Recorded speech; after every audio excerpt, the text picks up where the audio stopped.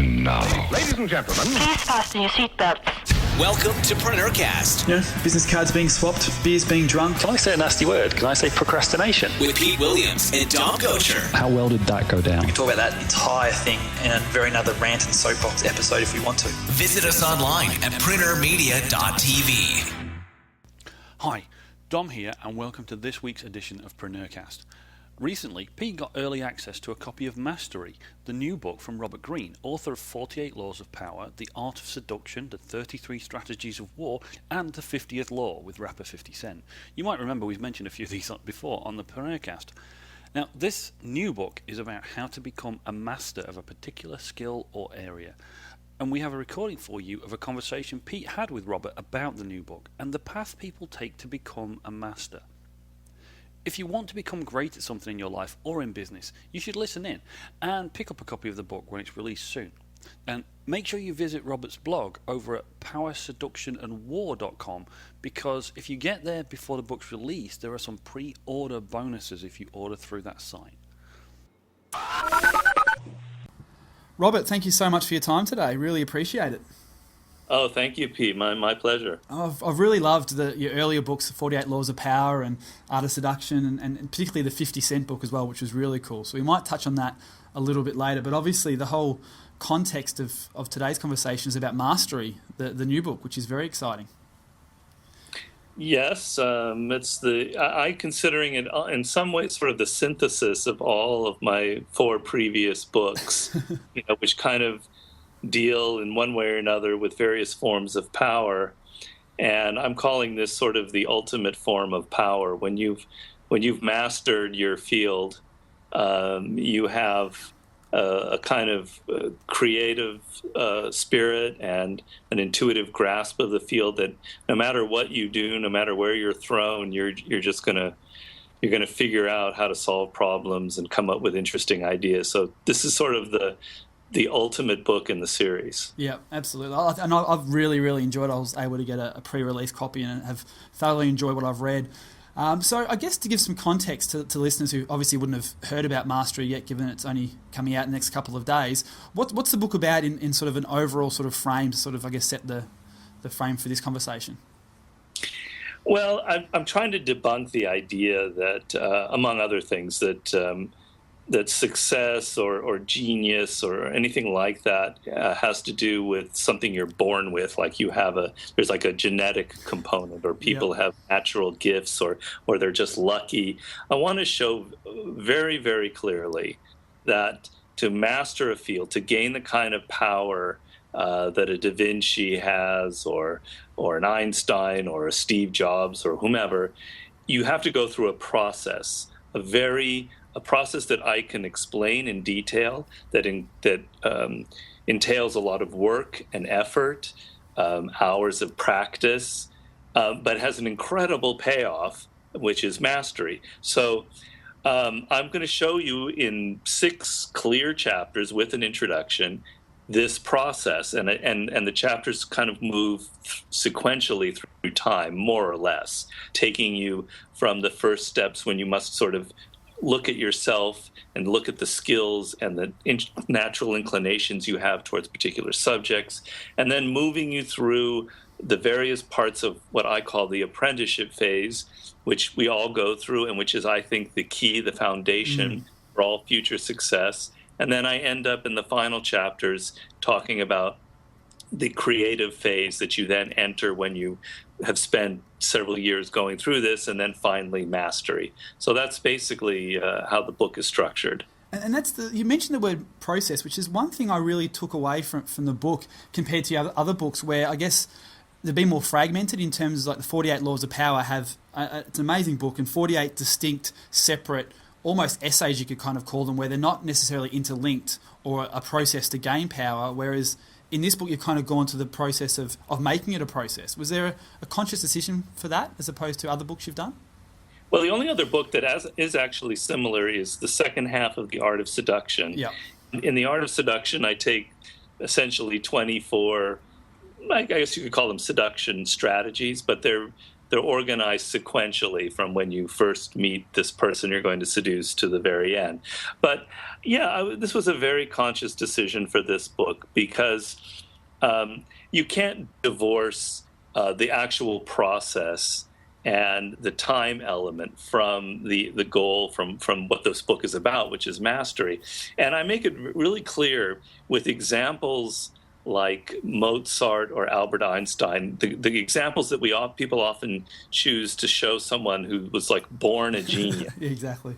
And I make it very clear that no, I can explain to you the process that they went through.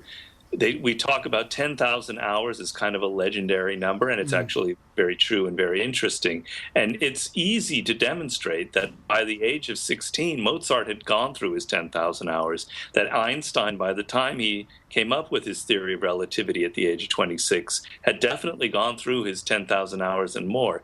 It is a process, and no matter if it's some incredible genius or it's somebody working as an entrepreneur, you are going to be going through an apprenticeship phase, and you are the product of the amount of hours and practice and skills that you have built up. There's no kind of shortcuts to this mastery and to success. Yeah, I think the apprenticeship's a perfect word for it, and I really want to talk about that in a moment. But the 10,000 hours thing is something that I think you're going to probably get a lot throughout the promotion of the book and just the conversation around the book, is the comparison to Gladwell's Outliers. What's your take for people who kind of have maybe read that book and kind of think, oh, how is this different? How do you separate what you're writing about? I'll give you my idea and my takeaway in a moment. What's your way to verbalize the differences between the two books? Well, I consciously made the decision not to actually read Outliers when I knew I was doing this book, because I wanted to keep myself totally fresh and have my own perspective. I'm a great admirer of his work, and I read Blink and Tipping Point, but now I can read his book. But I'm very aware of the ideas in it. This book is about 10,000 hours, but it's really about 20,000 hours. So in 10,000 hours, you're usually going to reach that in 8 to 10 years of good work. Mm-hmm. The masters that I'm profiling, they're getting there after 15 to 20 years, and the incredible creative and intuitive powers that come from all of that experience. But, I from what I've heard of his book, I'm bringing in, first of all, his book doesn't go through this sort of sequencing that I am, and such heavily on process. And my books have more of a self-help, a conscious self-help angle. I'm very practically oriented. I want you to read the book, and I want you to say, this is how I can precisely apply it to my life, and make you reflect and go, here's how I can measure where I am right now. I know that Malcolm Gladwell's book doesn't do that, and then he's much more into contemporary examples and statistics and studies. I have a little bit of that, and I have 9 contemporary people I interviewed for the book, and I very much make a point of relating it to our times, but I'm suffusing it in what I call 3 million or 6 million years of human evolution. So I'm showing that the brain has evolved in a certain way, and you're going to maximize this evolution. So I'm dealing with such deep history that I have to do a lot of delving into human history and even into prehistory, which he obviously doesn't. Yeah, and that's one thing I really love about all your books, because in high school, and history just didn't I couldn't relate it to what I was doing, and obviously that was teachers' fault or my fault, or definitely a mixture of both. And I think reading your books has really kind of over time given me that passion again, to be completely open about the actual relevance of history. I never really had that bridge, but the books kind of weirdly in an indirect way kind of gave me that, which was really cool. Well, that's very exciting to hear. Yeah, so in terms of obviously you must read a lot. I'm sorry, Pete, but I didn't hear your take on the Gladwell book and the difference. I was going to say, basically exactly what you said. I think the two things that I took away is it's much more action orientated. It's definitely that sort of implementation type approach to the writing, as opposed to Gladwell's books, which are great, but they're very theoretical, and they leave you thinking more than actually taking action. And there's definitely a time and place, I think, for consuming content that leaves you thinking. But there's, definitely people need to actually have a book or an article or an essay or whatever it might be that leaves them with actual implementation tactics. And I think that's what your books really do, which is definitely a differentiator for sure, particularly for me. Okay. Yeah, I agree. So I guess from a reading perspective, Outliers must have been about the only book you didn't read researching the book. Just out of interest, how much time did it take to write the book, and how much research and effort, and how many books did you actually consume putting this one together? Well, it took about 2.5 years. You must realize that in writing the other books and throughout my life, all of my accumulated experience is being drawn in writing it. But literally, it took 2.5 years, and that's working day and night, Christmas, birthdays. Pretty much very few time off, or very little time off. I read probably upwards of 200 books for this. And I don't just read books. I read and reread them and break them apart and take extensive notes.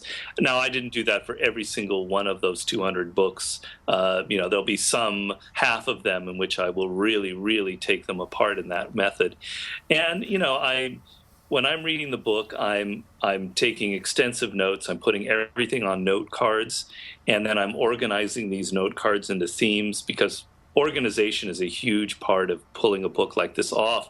But on top of it, I had the 9 interviews with contemporary people, and that meant going through the transcripts, taking notes on the transcripts, kind of finding a way to weave all that into the other notes that I'd taken. So I don't mean to reveal all the how the sausage was made, but it was kind of a gargantuan project, more than the other books, as far as organizing all of this material and then putting it into a book that is not only going to be kind of fun to read, but is organized and well, and helps inform you about, it's a practical guide. So there were many challenges. Yeah. And I think that's definitely the hardest part. I would assume is just the writing of the words is probably the easiest part of the whole process. And I know that's for my book I've written and my new book I'm working on, and Ryan's definitely articulated this to me, Ryan Holiday, in a number of conversations, and even in the interview we had for his book, that it's the organisation and the research which is the hardest part. And once you get that framework and that roadmap of all the themes and things put together, the actual writing's the easier part. Well, that's true. I have a slightly different experience in that once I sit down to write, I don't just simply start writing. I have to take all of my cards and material and organize it right there in that moment, and then try and make it all seem like I'm not being so anal and uptight and make it seem like it flows. So actually the writing is not as easy as it would be if I didn't have so much research to incorporate. But I don't mean to give people the impression that it's like this massive headache, because there's a lot of pleasure involved, and particularly in the writing. I enjoy kind of getting out my enthusiasms and a lot of my anger. I use a lot of anger when I write books. So there's something cathartic about the experience. Very, very cool. Well, in terms of, I guess, your effort of writing, you talk a lot about the importance of apprenticeship in the book and things like that. I'd love to sort of, get you to articulate that much better than I can, given you've obviously putting the book together, but also talk about your apprenticeship, because obviously now you've written a number of fantastic, New York Times best-selling books. What was your apprenticeship like? I know you've sort of spoken about having 80 jobs historically. How did you go through that apprenticeship process to become the master author that you're perceived to be, and I believe you are today? Well, that's very nice of you to say that. It was an elaborate apprenticeship that probably stretched over a good 20 years and made my parents really worry about me. I knew that when I was very young, I wanted to be a writer, and I was also very interested in history.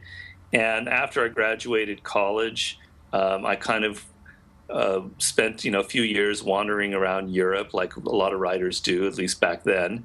And I had so many different jobs: construction, washing dishes, working in hotels. I had a real working class experience of Europe.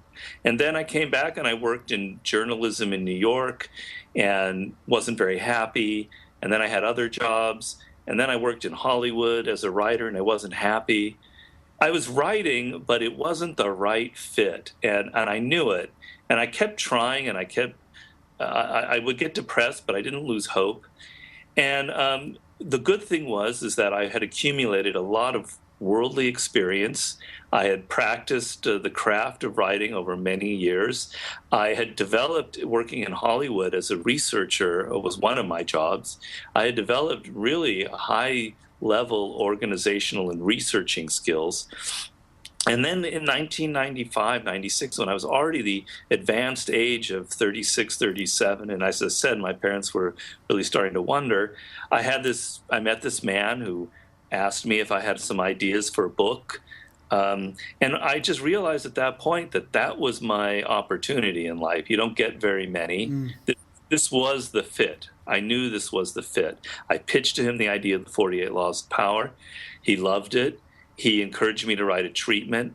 Once he loved the treatment, he paid me money to live while I actually wrote half of the book. And then, the rest is history. But I'll say that, and I saw that in the stories of a lot of the people I researched, and I'm not to include myself in the group of masters I'm profiling, but a lot of them have a similar story where they're not people who knew right away when they're 18, this is what I'm going to be doing the rest of my life. There are people like that. But a lot of these people have a kind of inner radar that directs them to things that are good experiences, their eyes are open, they're learning, they're observing, and then when the chance comes, they have all of this knowledge and wisdom and actually several different skills to draw upon, and it all comes, it all fits. And so, if I hadn't met this man, where would I be? I don't know. I probably would have eventually figured out that writing books was what I was meant to do. But there would be no books like the 48 Laws of Power, all of that elaborate apprenticeship that I had gone through. And I make the case in the book, there are different kinds of apprenticeships.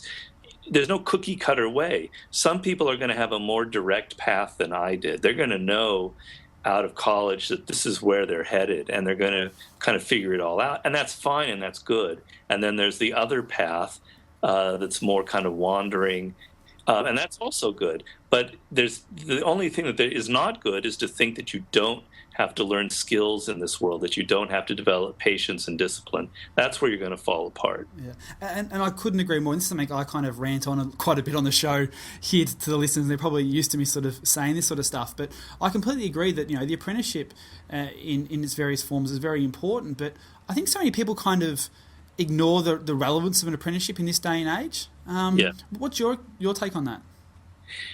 Well, it's a beautiful concept that developed, essentially in the Middle Ages. It has roots going further back. But there's a reason why the apprenticeship system developed, and that is we humans, the way our brain is constructed, are naturally gifted for learning by actually doing things, by practicing them, by looking at how other people are doing it and imitating them. And this applies as much as building something as it does to writing. Reading books and looking how other people write is just as important. And then you learn by doing. You don't learn by being in it like how we learn in school, where you just sit there and passively listen to someone's lecture and then take notes and then write an essay. You learn by getting your hands dirty. If you're going to be an entrepreneur, you don't learn. You're not going to be successful with just your MBA. You're going to be successful if you go out and start a business and it fails. That failure that you had that took the course of a year and may have cost a lot of money is 80 times more worthwhile than 3 years of an MBA. So the apprenticeship system is built on the concept that you learn by doing, trial and error. It's just a whole other way of looking at the learning process.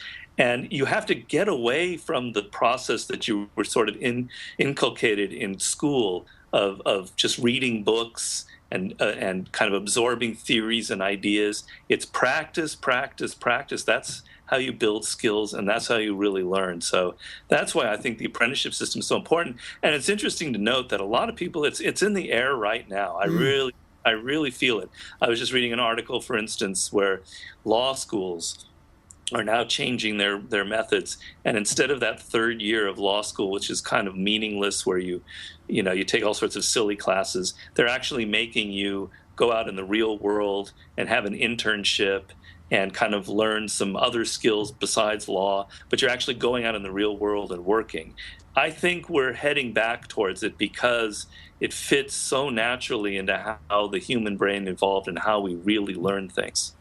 Yeah, I completely agree. Peter Thiel with his Thiel Fellowship, one of the founders of PayPal, sort of doing that similar type of thing. And I think there is definitely that groundswell, particularly in that sort of Silicon Valley area, about sort of don't go and get a college degree, go and work for pennies, so to speak, for 12 months and really, learn. I know Ryan Holiday did that with yourself, and obviously Yes. A number of other places to sort of get where he's gotten. And, I was only a couple of days ago having a conversation with the Dean of Deakin University, which is one of Australia's leading universities. I'm on the advisory board of the curriculum there, and we're sort of discussing some stuff about changing some curriculum things. And they're very much driving their, commerce degrees and things like that to be much more practical rather than that sort of textbook style learning, which I think is a much smarter way to go, because I think it is going to be more congruent with what people the skills they need to have when they go out in the real world, so to speak.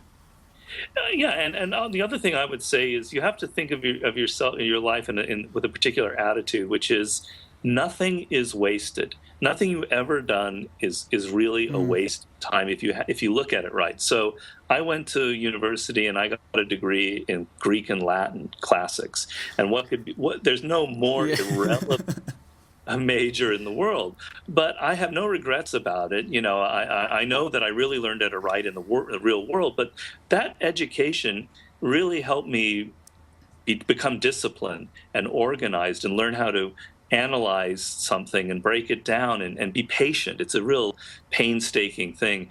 And so I've looked at everything I've done in my life as some kind of skill that I've developed that has come into help me later on. Now, if you end up studying some of these ridiculous postmodern subjects that are just there so you can, get a good grade, then that's a totally different thing. But you have to look at everything that you're doing in education or wherever as some kind of skill. You're getting some kind of skill out of it, and what is that skill? And be sort of aware of that. I completely agree. I think it's also not even just college. It's also sort of, you come out of university and you get a job in the real world, and people stop thinking that their 20s is also an apprenticeship in a certain context. I think that, even when you get a real job, you still have to consider yourself as an apprentice, and you don't necessarily deserve the $200,000 paycheck and the raises and the accolades. You still need to actually go through that apprenticeship in the real world as well, which people sort of lose sight of, I think. Well, in fact, that is the beginning of your apprenticeship. That's the start of it. Your learning doesn't start until you get out of college. That's when reality finally slaps you in the face. And I have the example in there of Paul Graham. I'm sure you're aware of Paul Graham and Y Combinator and the success he's had. Absolutely. And I was fascinated by his apprenticeship. He kept telling me when I was interviewing, I didn't have an apprenticeship. I always wished I had. I didn't have one. But clearly, as we talked about it, he did have one. And what he had was a hacker's apprenticeship. He tried everything that he wanted to try. He went to Harvard and did computer engineering and artificial intelligence. He then went into consulting, which he hated. He then decided to study painting and art history, and he went and lived in Italy and then in New York and was an artist. And then finally he's turning 30 years old, and he's like, what am I doing with my life? And he hears on the radio an ad for Netscape about how Netscape is going to be creating this new world of internet commerce. And a light bulb goes on his head that, maybe I could take all the skills that I've developed and come up with something for that. And that leads to what he's basically invented the first, I'm not going to get into it technically, but what he invented sort of started the whole internet commerce movement where you could set up your own store on the internet. He sold it for $50 million, and the rest is history. But in looking back on it, it was sort of like a hacker's apprenticeship. Cut and paste, cheesy hacks, try this, try that, it fails, it doesn't work. And then finally, the right hack comes about. And that's how you look at your 20s. As long as you have a general idea of what you want, and you're excited and you're motivated and you're learning skills, it'll all come to work in the end, Well, where do you think luck plays a part of this? You can sort of say, and a lot of people will actually, take the cop out and sort of just say, there's luck involved in terms of, your conversation with I know I'm going to pronounce his name incorrectly. Is it Joist, who funded... You got it. You got it right the first time. You got it right the Okay, first time. perfect. Who obviously was the book packager who made Yes. the 48 Laws of Power happen. Like, a lot of people say, oh, that's luck. There was no real, knowing your calling and apprenticeship. That was just luck. You had someone who had some, funds to invest in time for a book. Like, how would you tackle that complaint, that crutch people often lean on? Well, first I would punch them in the face because I really, really hate that kind of. It's a total cop out. Absolutely. It's just silly. Of course, there's an element of serendipity involved in life. We don't choose the historical era we're born to, our parents, our income bracket. That kind of determines what university we go, the people we meet. I mean, yes. We don't control all of that. But, Louis Pasteur was the one who said that you create your own luck. Mm-hmm. He was sort of the master at it because a lot of his discoveries were based on luck. But it was through preparation and having kind of prepared himself and learned a lot and having his mind open that he reached that. I have the story in there of Michael Faraday, one of the greatest scientists of the 19th century, probably the greatest experimental scientist ever, really. And he came from a poor background in a time in which nobody from that class could ever hope to become a scientist. And through a series of what appears to be luck, he ended up finding the absolute perfect mentor. He wandered into a bookstore, and the man who ran the bookstore kind of liked him a lot and gave him an apprenticeship as a bookbinder. And this allowed him to now be surrounded by books, which was a very unique thing. And then he happened to find a book that instructed him about how to learn on your own, called Improvement of the Mind. And it suddenly made him very disciplined, and he gave himself an education in science. And then a man wandered into the store who had a position at the Royal Society, on and on and on. But the actual point of the story of Michael Faraday is that through his intensity, through the desire he had to learn, through the love that he had for science, through the patience and persistence he had in doing this and this and this, he made it so other people were impressed with him. And then when the opportunity came, a lot of people had heard of Michael Faraday. This kid was so disciplined and so smart that naturally something good was going to happen to him. So it's the whiners, it's the people who never get off their butt and do something, who have this belief that it's all about luck. There is luck, but why don't you not think about it? Why don't you just think for a change that actually a lot more is involved from my own willpower? And if you think like that, you're more likely to make it happen. Absolutely, and I couldn't agree more. And you touch on there about the mentorship. I guess requirement's probably not the right word, but obviously in the book as well, you talk about the third sort of phase you go through as mastery is to have that mentor relationship, and you sort of touched on that with Michael there. Well, how do you go about approaching and getting a mentor? Obviously, you talk about a whole bunch of different ways in the book, and I think Ryan Holiday is probably a good modern-day contemporary in terms of going out and getting an apprenticeship and mentoring under yourself and Dove, and now being a very successful author in his own right, and obviously publicist, for want of a better term. So how does that play into the whole mastery development through a mentor relationship and approaching mentors and actually going about getting a mentor and finding somebody? Well, I make the point in the book that there are really no shortcuts to mastery, but the only thing that comes close to a shortcut is finding the right mentor. Because if you've got the right mentor, their experience becomes your experience, and they can kind of give you real-time feedback. They can tell you what your strengths and weaknesses are. They can give you, not shortcuts, but they can streamline the process and say, avoid that experience, do this, this is more valuable. And 2 or 3 years with a mentor can be worth 10 years struggling on your own. And the other thing is, you'd be surprised, people who you might admire as a writer, an entrepreneur, a business person, a politician, whomever, you might be intimidated to approach them thinking, I could never hope to interest them in becoming their student or whatever. But in fact, it's really the opposite. A lot of people in power are looking for, it's a very satisfying relationship on both ends. It's a good feeling to impart the skills you've learned to someone else.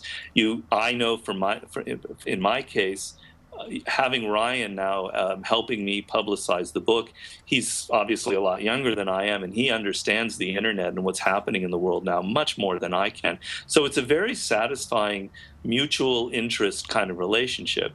Basically, Ryan, I met him 5 or 6 years ago through a mutual friend, Tucker. Yep. And I was impressed by his seriousness. The fact that I could tell he wasn't a slacker, he wasn't all talk, and he was a big fan of my books, and I just sensed that he was serious. And I think that's like the fact that you could have possibly you can mentor someone who has good character and is going to work hard is actually sometimes more important than what kind of degree they have or how intellectual they might appear or whatever. And not to say that Ryan wasn't smart, but I was really impressed by his eagerness and his character more than anything. And so I gave him a simple task. My Wikipedia page was a mess, and he said he could fix it, and he fixed it. He delivered what he said he could do, and he did a great job. Okay, Dove Charney had a Wikipedia page. Dove is the CEO of American Apparel. Okay, go fix Dove's page. He did a great job, and not only was I impressed, but Dove was impressed and hired him. And so on down the line, he proved himself. He delivered what he said he could do, and he showed that he had the spirit and the demeanor that would get results. You can tell these things. And so, after a while, then it becomes a really satisfying relationship for both. And I've been able, Ryan really has done it mostly on his own, but I've been in a position now to really help him with his own writing and help him launch his career as a writer. So it's a very satisfying relationship if you find the right mentor. And I talk in the book, some people are wrong mentors for you. You're attracted to them because they seem charismatic or something. You want to find a mentor that has the skills that you really want to have yourself. And it doesn't matter whether they have a sparkling personality or whether they are making a lot of money. They have skills and knowledge. That's the right mentor for you. And also maybe a spirit that kind of is congruent. It's a good fit. And so I talk a lot about in that. I instruct you in all the ins and outs of how to find the right mentor. Yeah, it's brilliant. The one thing out of the book that I guess kind of leads on after the mentor is something that kind of, I'll use the word surprised me a little bit, because I think if most people from the outside, and I'm not saying you shouldn't read the book because of this, but look at the path to mastery and kind of just try and articulate it themselves without doing any core research. It's sort of, find a niche or a love or a calling, as you call it, do an apprenticeship, find a mentor, apprentice under that mentor, start creating your own things, and then become a master. So that's kind of, I guess, a very, overview arc, which is sort of the main flow of the book. But the extra thing in the book that I didn't really see coming, so to speak, was the social intelligence angle that you talk about. Do you want to explain that a little bit? Because I'm sure you can articulate it better than I can. Well, I want to take the idea that we have of mastery out of this sort of intellectual realm and show that it's actually a very practical thing, that it's practical from Einstein and Da Vinci to Paul Graham or Henry Ford. And basically, there's no such thing as living in a world that's isolated from other people. So you could know your calling, you could go through a rigorous apprenticeship, you could learn all the necessary skills that you need, you can become talented and smart as ever, and you won't ever get anywhere. You will not advance on the chessboard in life because you have no social skills. You don't understand the political game. You don't know how to get along with other people. You don't have empathy. You have no sensitivity to the thoughts that other people might have about you, about your own weaknesses. You're going to be useless. You're going to be tripping over your own feet and getting in your own way, left, right, and center. And so, not only do you have to pay as much attention to learning about people and learning about these skills, which I'm going to show you how to do it in the book, but B, you have to think of the brain and intelligence in a different way. It's not like there are these separate modules in your brain of learning to play the piano and then getting along with people in the office or something. They're all interrelated, interconnected. And so having social skills, being empathetic, being sensitive to the signals that people have, becoming intuitive like that, is actually very much connected to other forms of intelligence, what we normally consider even intellectual intelligence. And I show in the book how, a lot of great scientists, Benjamin Franklin is the icon of what I call social intelligence, who he happened to be a great scientist and inventor as well. That his development of this really sensitive appreciation for the fine elements of dealing with people and also dealing with the dark side, how that was related to how his spirit and his open-mindedness and his fluidity in dealing with scientific issues. The two are interrelated. So you're not going to advance in life or in mastery unless you understand the importance of working with other people, learning how to cooperate, being empathetic, and also how to protect yourself from the dark sides of human nature.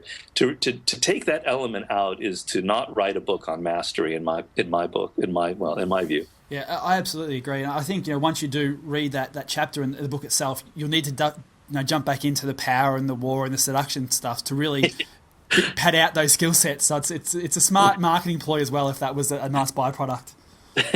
Well, it might have been, but from the beginning, I'd always planned this to be kind of the 48 Laws of Power chapter within the book, because I enjoy writing about that, and you can kind of tell that I enjoy writing that chapter. But I really genuinely believe in this, and my research about the development of human intelligence shows how much our brains developed in the social realm. You can't disconnect the two. So I really wanted to make that point. I love it. And speaking of those other books, obviously if you look at sort of the books in isolation, I guess you could kind of say that the champion of the strategies of war book would be Napoleon.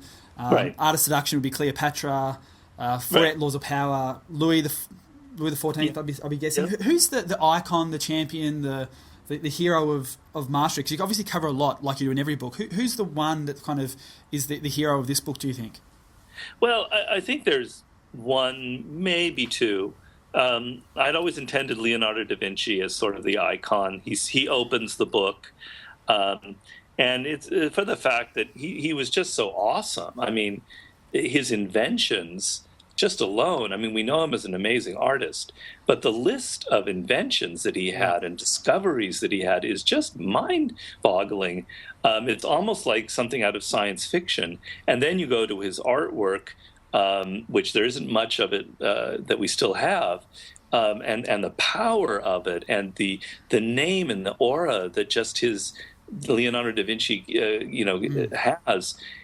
Is so masterful. And what I wanted to do was to show you that aura is not anything mysterious. Da Vinci was an illegitimate son of a notary who just happened to discover that he had a love for drawing, but he also had a love for nature and just a really curious mind. And he went through an elaborate apprenticeship that I can show you. He's, I guess, the icon. The other one that I really like a lot is Charles Darwin, because Charles Darwin debunks the myth that it's all about genetics and talent. He was not a good student. He was a mediocre student. His father thought he was a failure. And he basically learns the skill as a biologist on this incredible voyage to South America that essentially is his apprenticeship. And I consider what Darwin did on that boat as sort of the model for any kind of apprenticeship. And I don't care where it is, if it's in the tech business or in art or whatever, that's the model that anybody can learn from. So, Da Vinci is the icon, but as a close runner-up, there would be Darwin. Yeah. Well, with Darwin, though, obviously, a lot of his, his apprenticeship was on the boat trip. And would you say he had a direct mentor? Obviously, there was the captain of the boat who kind of almost contradicted Darwin's findings. So can you have a mentor that actually is contradictory to where you want to head and what your beliefs are?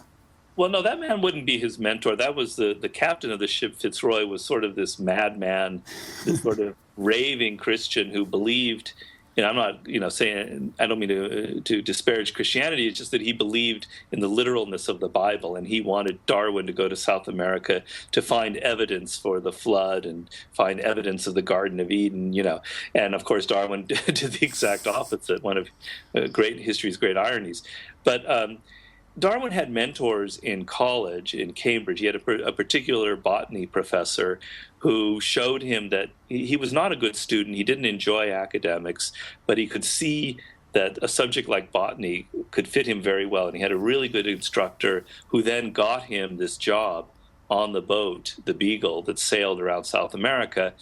But beyond that, Darwin had a few other mentors early on in his life, but he was largely self-taught, which is a phenomenon that we have in the world.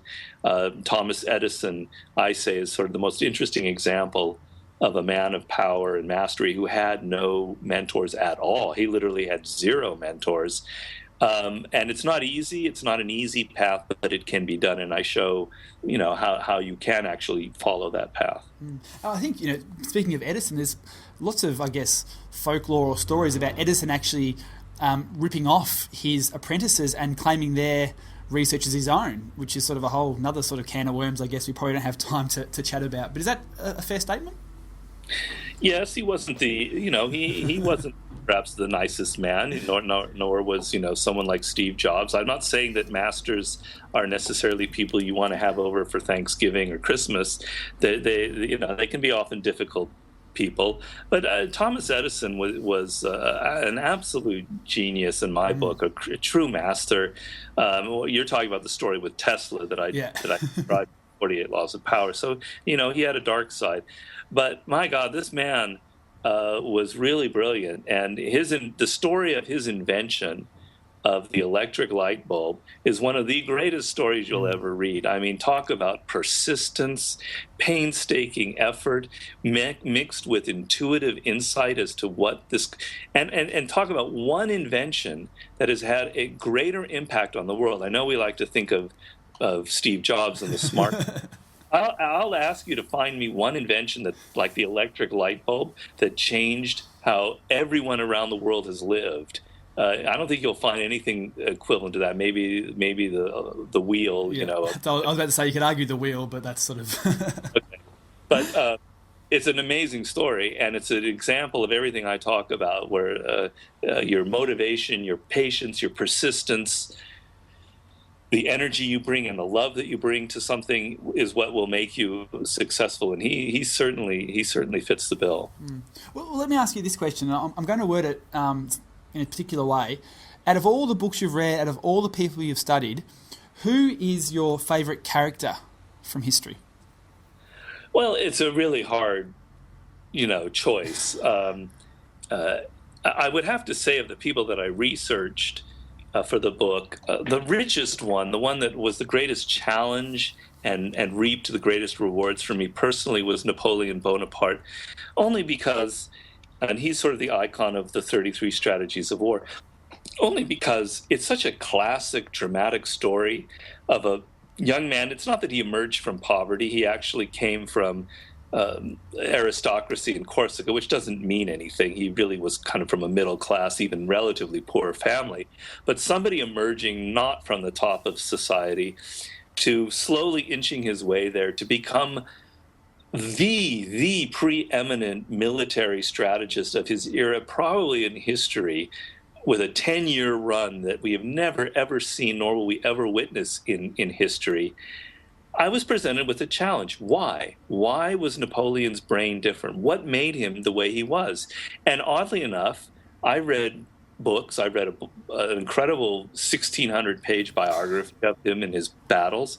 I read 20 books on just Napoleon himself. Nobody answered the question to me. Nobody. They hinted at it. They hinted at the fact that he had a very organized mind, that he had a mind like a computer, that he had a very fluid form of thinking, that he was an opportunist, yada, yada, yada. But they didn't go deeper and deeper and deeper until they came to the core of what made Napoleon Bonaparte the greatest strategist, the Mozart of warfare.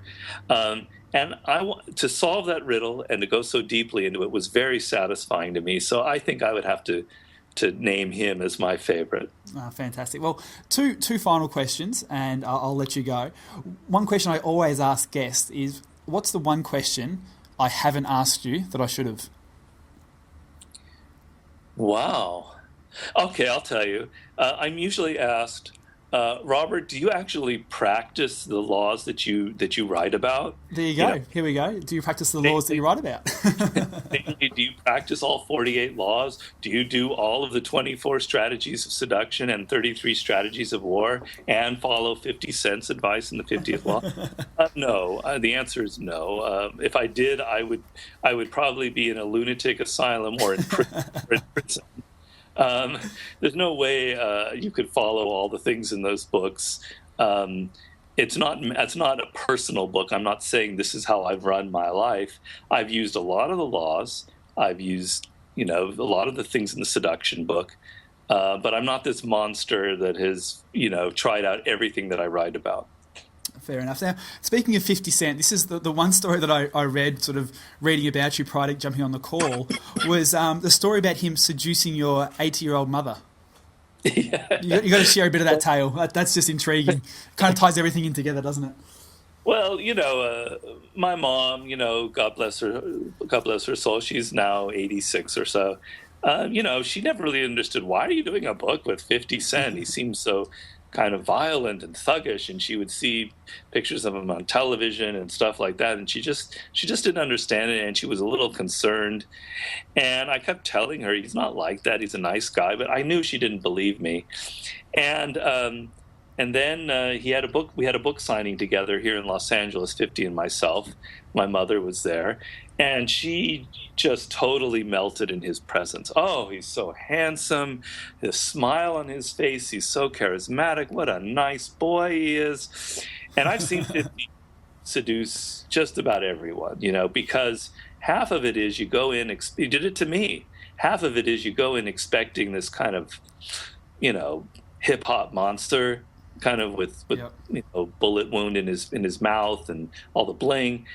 And you end up meeting someone who's just really polite and sweet and nice and attentive. So that kind of disarms you. But he's also got true charisma that comes through. And if you could do it to my mom, then you just know there's nobody out there who wouldn't melt before 50. Love it. Very cool. I've seen him do it with women. My God, what a great seducer. Yeah. How does he compare to Neil Strauss? Well, they're much different. Neil is Neil's a great seducer, but yep. Neil's more that he's like the mastery and angle. He studied it with mystery, yep. And it's like a craft. I've been out with him a couple of times, and it's impressive to watch.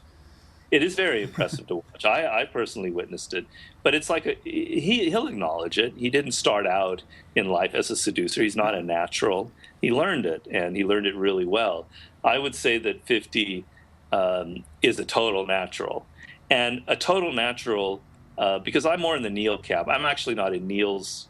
He'd be above me, but I'm more like Neil. It's something that I kind of learned and developed. But 50 was born that way. He's got, I don't know if he's born that way, but he has true natural charisma. He's so relaxed with himself that it makes other people around him relax. It's kind of like how I describe Errol Flynn or Duke Ellington in the book. And that kind of masculine, relaxed, unself-conscious energy is massively seductive. Yeah, and he definitely did his apprenticeship. There's no question about that, particularly in the start of the 50th law. You obviously talk about 50's actually his apprenticeship. You don't call it an apprenticeship at that point, but you can definitely see he clearly went through an apprenticeship to sort of get to where he's gotten in every sort of path he's taken, whether it's right or wrong. Well, most definitely. In fact, 50 was sort of one of the main inspirations for the book on mastery. I know you'll find that counterintuitive, like to put in the Leonardo da Vinci and 50 Cent in the same sentence there. But in fact, he actually inspired the book for the reason that once he decided to get out of hustling, which, he had an interest in business, but he saw hustling as a dead end. He got into music, but he approached what he did in music as like a university. It was an apprenticeship. He wasn't in there for scoring women or drugs or getting fame and bling and money. He was in there to learn, and it totally altered how he approached it. So he found the right mentor, and Jam Master Jay was the perfect mentor for him. Then when he signed a deal at Columbia, his first deal, he went there every day that he could, and he watched people in various elements of the business, even the production side, and he treated it like it was a university, because he knew someday he would need all that education. And he does that to this day. He's always learning. And so it wasn't just like, get me that one album, make money, and then go party. He doesn't drink. He spends his time working out. He's very disciplined. He completely fits the mold of mastery as I describe it. He's an intriguing example of it. Very, very cool. Well, Robert, thank you so much for your time. I know you're a busy man, got a lot of books to read and things like that. Do you have a new book already planned? I know most authors sort of have the next one in the sort of the idea space already. I do, but I'm in the process of crafting a treatment, and it's very bad luck to talk about something that's in such a preliminary stage. I don't want to jinx it. I wasn't going to ask you what it was. I was just intrigued if you got the next idea. So, Robert, thank you so much. The book is Mastery. It's available in all good bookstores, online and offline, I'm sure. So, thank you very much for your time. The only thing I would say, Pete, is the website powerseductionandwar.com. The and war is spelled out. You can get my blog posts, and there's a special offers for pre-ordering the book. Beautiful. You've been enjoying another fine episode of PreneurCast with Pete Williams and Dom Gaucher. Make sure to hang out with the boys online at PreneurMedia.tv or drop them a line via PreneurCast@PreneurGroup.com.